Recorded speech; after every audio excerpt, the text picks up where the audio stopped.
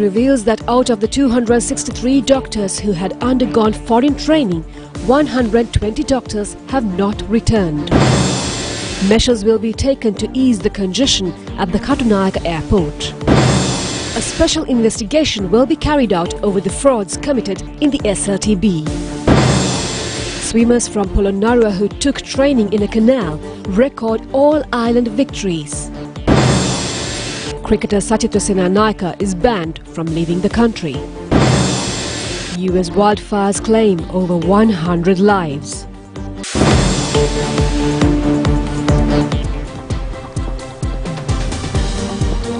Now for those and other stories in detail on your top story. The Health Ministry has decided to temporarily deploy the anaesthetic consultant doctor in Tangal Hospital to the service at the Hambantota General Hospital. This decision was taken to temporarily fill the vacancy erupted in the Hambantota General Hospital as the anaesthetic consultant doctor had left the country without prior notice. Due to this situation, many scheduled surgeries of the Hambantota General Hospital had to be postponed, causing chaotic situation in the hospital. Deputy Director of Health Services and several officials of the ministry visited the Hambantota General Hospital today to solve this problem. Accordingly, they had decided to temporarily deploy an anaesthetic consultant doctor. Director of the Hambantota General Hospital, Surangobe Sekara, told the national television that 11 caesarean operations and 30 other surgeries were carried out at the hospital today.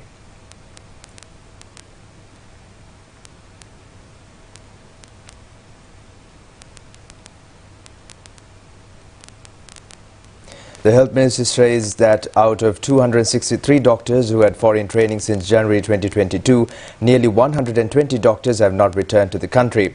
Among them, there are 11 anaesthetic specialist doctors. 87 doctors have left the country without informing during the period from 2015 to 2020.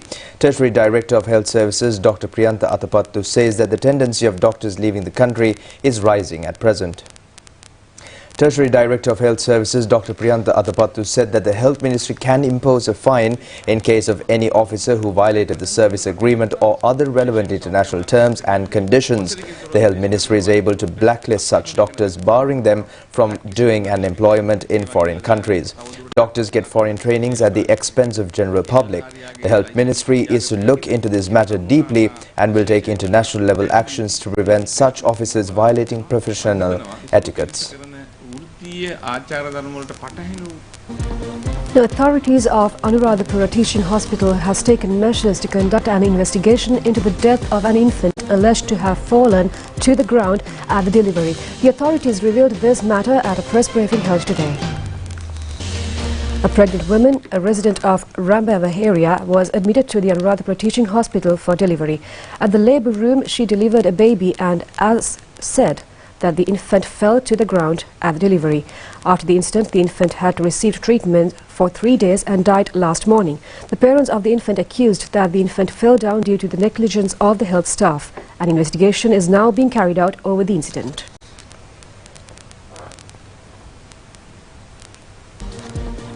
Passenger checking systems at the ChannelEye airport has been erased for the convenience of passengers going abroad. About 15,000 passengers leave the country daily at present. The departing passengers are subjected to scan tests at 3 places for the security of the airport and the flights. However, due to these tests, heavy passenger congestion occurs daily at the ChannelEye airport.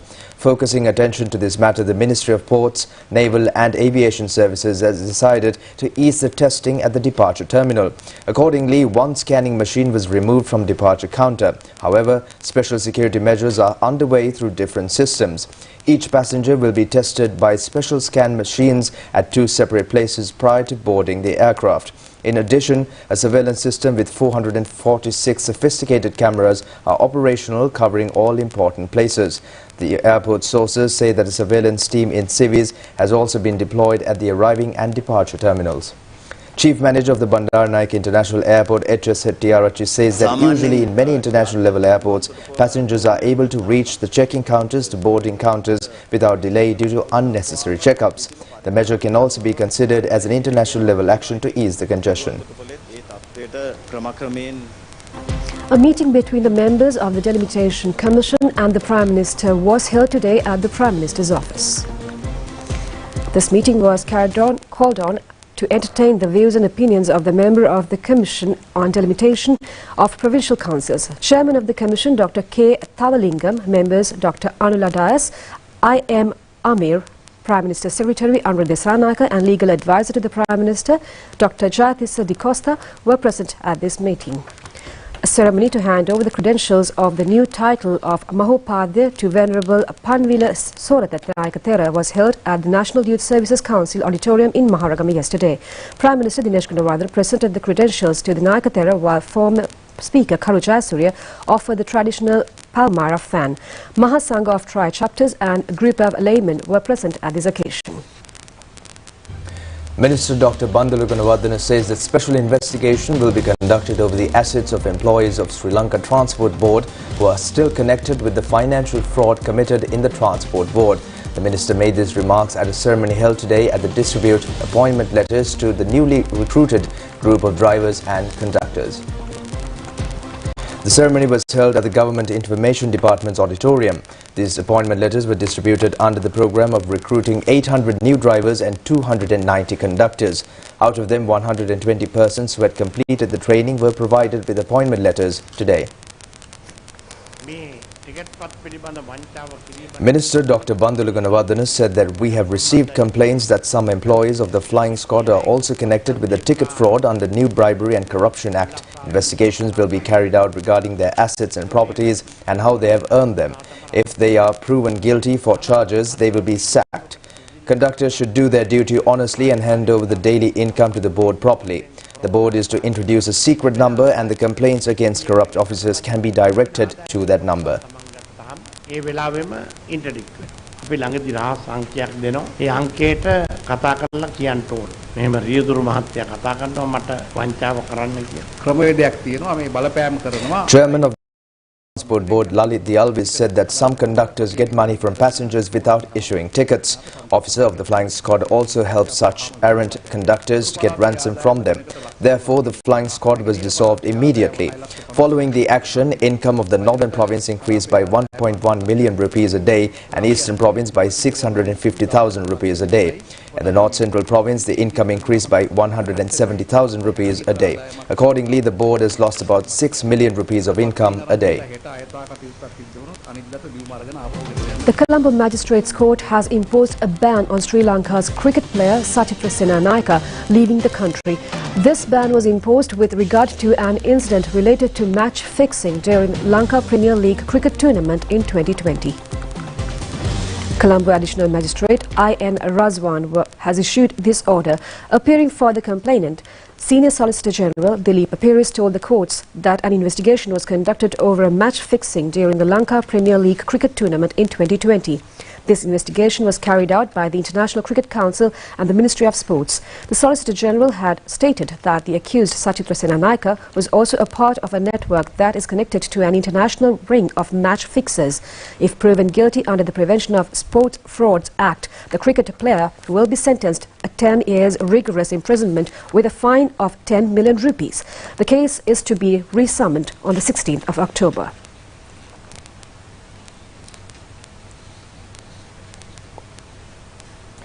Seven persons have been injured when a bus and a lorry collided with each other at the Bullers junction of the Duplication Road in Bambalapitiya. They have been admitted to hospital. The accident occurred when the Colombo-Kataragama bound bus collided with a lorry that came from the Tummula junction. There were 15 passengers in the bus at the time of the accident and 5 males and 2 females were injured. They are receiving treatments at the Colombo General Hospital at present. Police suspect that bus running disobeying the traffic signals is the cause for the accident. There were heavy traffic congestion following the accident. Later, the 2 vehicles were removed from the premises and motor traffic has become normal at present.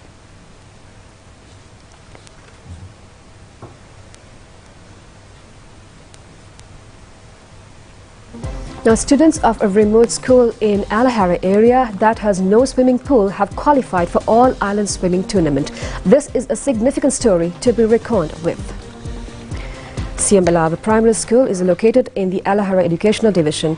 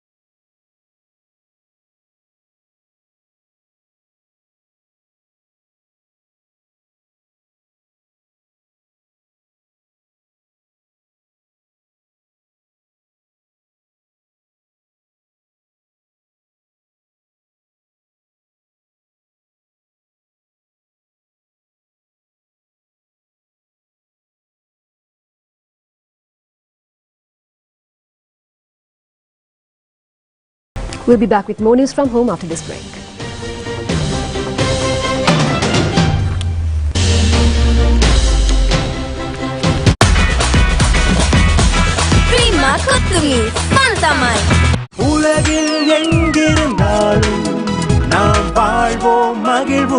Papers People's Debit Card, Credit Card, ரெண்டுமே இருக்குது. மக்கள் வங்கியின் எத்தரைசுர PFC கணக்கொண்டை ஆரம்பிக்க விரும்பும் நீங்கள் உலகின் எப்பாகத்திருந்தாலும் நாம் உங்கள் அருகிலேயே வரும்.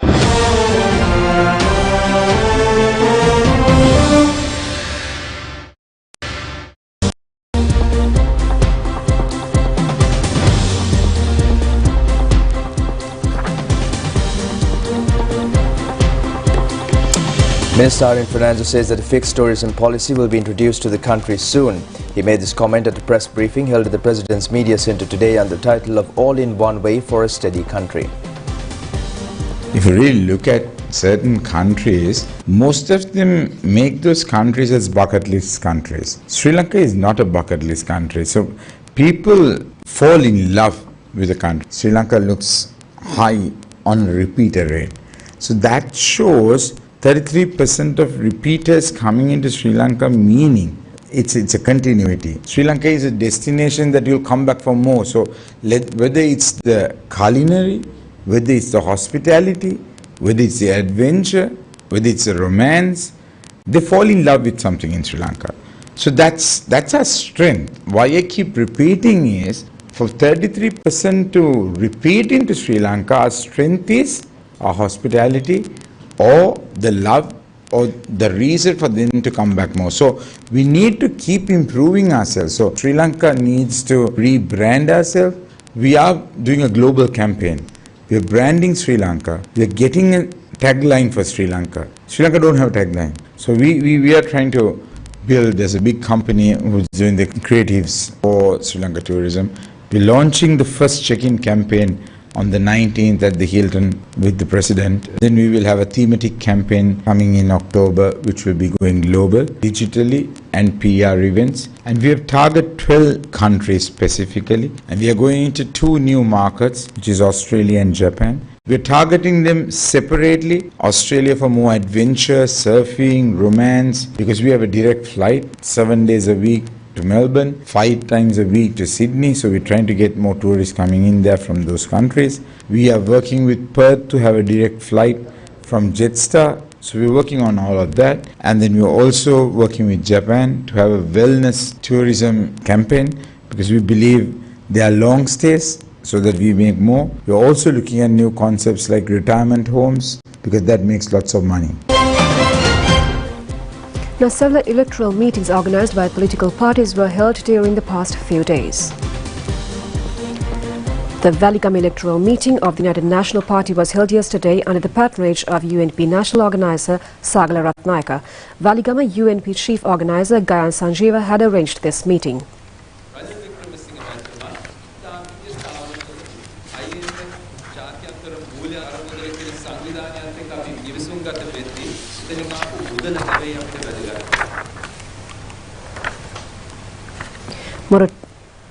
Morato electoral meeting of the National People's Power was held yesterday under the patronage of the party leader Andra Kumara Dissanayaka.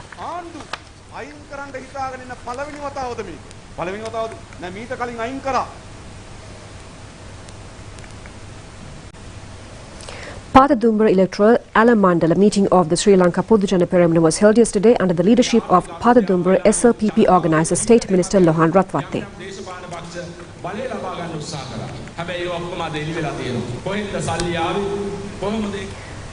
Now, the High Commissioner of Pakistan and the Pakistani community in Sri Lanka celebrated the 76th Independence Day of Pakistan with traditional fervour and resolve to make Pakistan a strong, dynamic, progressive, tolerant and a democratic Islamic welfare state. The High Commissioner of the Islamic Republic of Pakistan in Sri Lanka, retired Major General Umar Farooq Burki, hoisted the national flag of Pakistan in an impressive ceremony at the Pakistan High Commission in Colombo.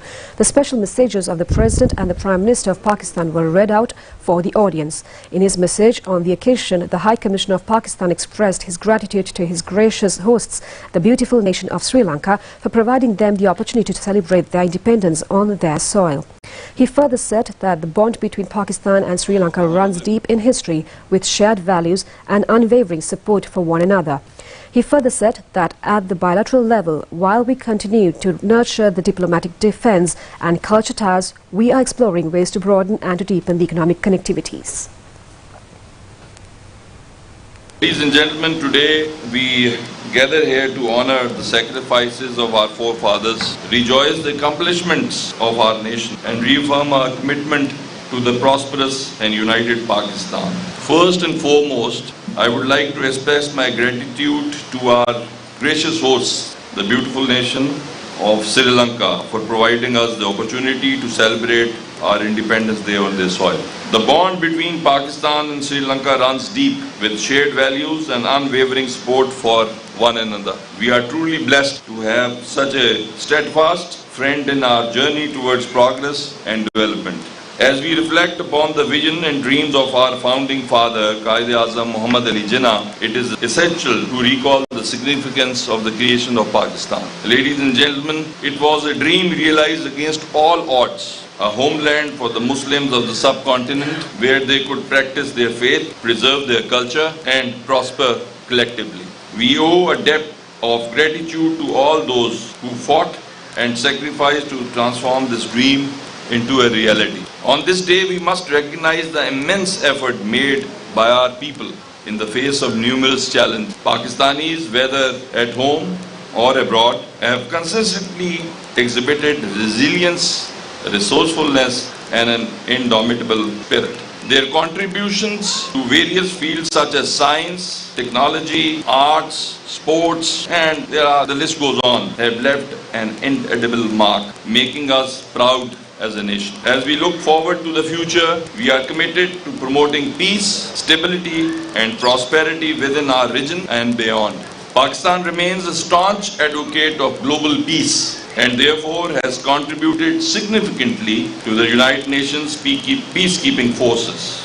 We firmly believe in the power of dialogue and diplomacy to resolve conflicts, and we continue to champion the cause of peaceful coexistence. Pakistan remains firmly committed to combating terrorism, extremism, and other transnational crimes. We believe in fostering international cooperation and collaborations to address these global challenges together. As the High Commissioner of Pakistan in Sri Lanka, I am immensely humbled and proud to witness the strong bond shared between our two nations. Let us continue to enhance our collaborations in all spheres, including diplomacy, trade, defense, culture, education, and sports, for the mutual benefits of our people.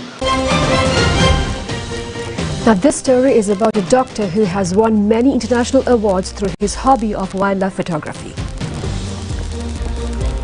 Lalit Ekanaike is a doctor in profession, but his hobby is taking photographs in the wildlife sector both locally and internationally. He has been able to win many international awards for his photography in this year. He won the first place in the Milvers Wildlife Photography competition held in Romania. He has also won first place in the Nature in Focus photography competition held in India. He claimed a special mention victory in the portfolio category as well. In addition, he has been able to record victories in many photography competitions held in Italy, Spain, Slovenia, and several other countries.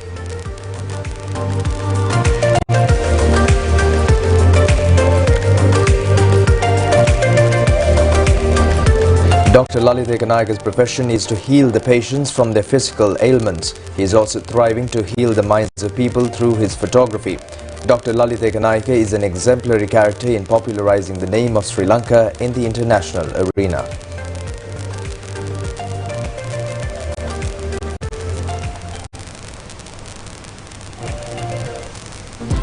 And we have more news from home in brief. The Indo-Pacific Environmental Protection Forum 2023 started in Colombo today under the patronage of U.S. Ambassador Julie Chung and Senior Advisor to the President Ran Vijayawardena. This forum, that has been organized for the 12th occasion this year, will be held until the 17th of this month. Officials of the Fire and Rescue Unit of Kaluthara Municipal Council have been able to rescue a 7-year-old girl who was trapped between two collapsed walls at a Roman Catholic college in Katakurunda. The girl was a grade 2 student and was saved unharmed. Management of the Pinnawala Elephant Orphanage says that a large number of visitors came to the orphanage last weekend. A record number of over 6 million rupees was received during the 2 days. This is the maximum number of tourist arrivals at the Pinnawala Elephant Orphanage after the COVID pandemic. A program organized in line with the World Breastfeeding Week was held in Battaramulla today. The aim of the program is to encourage mothers to breastfeed their babies during their duty. 4 officers of the Benthota police have injured following a dispute occurred at a musical show held in the Benthota Pradeshia Sabha grounds last night. The police officers were injured when they mediated to resolve the dispute between 2 groups of youth. 7 suspects have been taken into custody and produced before the Balapitiya Magistrates Court, and they were remanded till 22nd of this month. That's all we have. The news from home. We'll be back with the international stories after this break.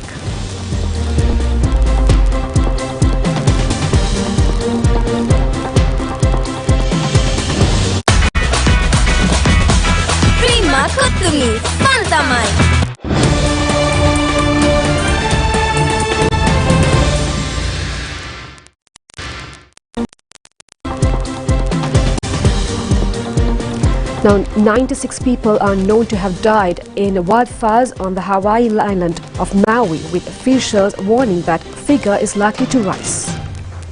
Hawaii Governor Josh Green said more than 2,700 buildings have been destroyed in the historic town of Lahaina. Close to 100 deaths have been confirmed, making the Lahaina city's wildfires the deadliest in the United States in more than a century. Officials say just only 3% of Lahaina's charred ruins have been searched so far, stoking fears that death toll will continue its sharp climb. Hundreds of people are still missing.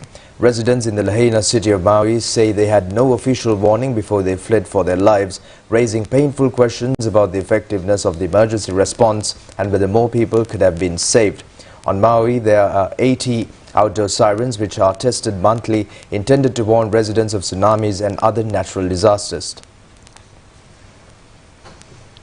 Now, Iran's state media reports that 1 person was killed and 8 wounded in a terrorist attack at the Shia Muslim shrine in the Iranian city of Shiraz yesterday. The state news agency of Iran said a gunman attempted to enter the Shah Cheragh mausoleum and opened fire on visitors before he could be subdued.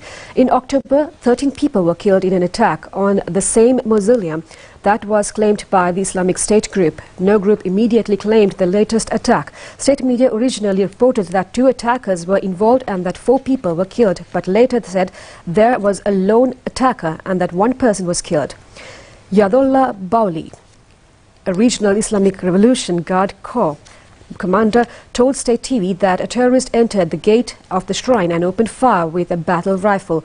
The semi-official Fars news radio agency said that the gunman had tried to enter from the Bab al-Modar door.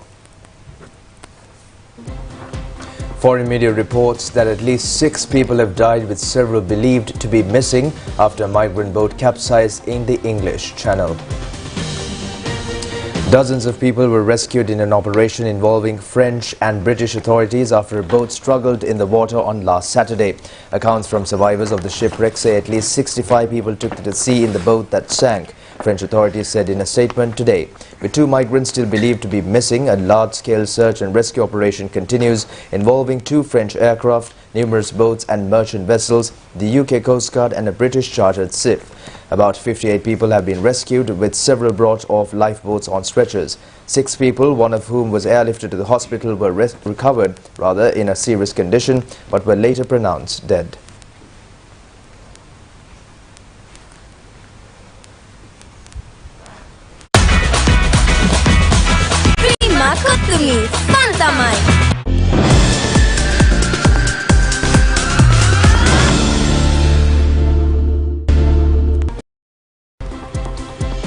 The Colombo Strikers won the Lanka Premier League T20 cricket tournament match by 9 runs against beloved Kandy team yesterday. The match was played at the R. Premadas's grounds in Colombo. Batting first, Colombo strikers scored 169 runs for the loss of 9 wickets in their 20 overs. Pathum Nissanka scored 51 runs. Angelo Matthews, Isarudana and Wanidu Hasaranga claimed 2 wickets each. In reply, B Love Candy team only scored 160 runs for the loss of 8 wickets in their 20 overs. Wanidu Hasaranga runs for the B Love Candy team. Pathum Nissanka was named the man of the match. With this win, Colombo strikers' possibility of entering the playoffs increase.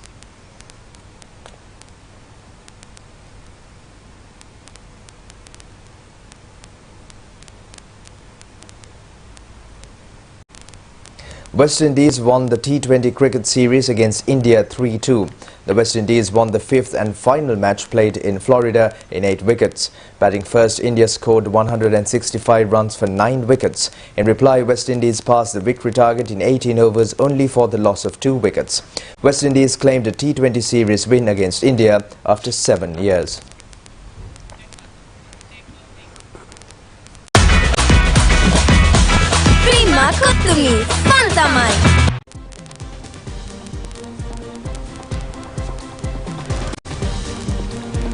And that's all the news we have for tonight. Join us tomorrow at the same time for the very latest on Channel Eye. I'm Delanjali, together with Prashant, signing off. Good night. Good night.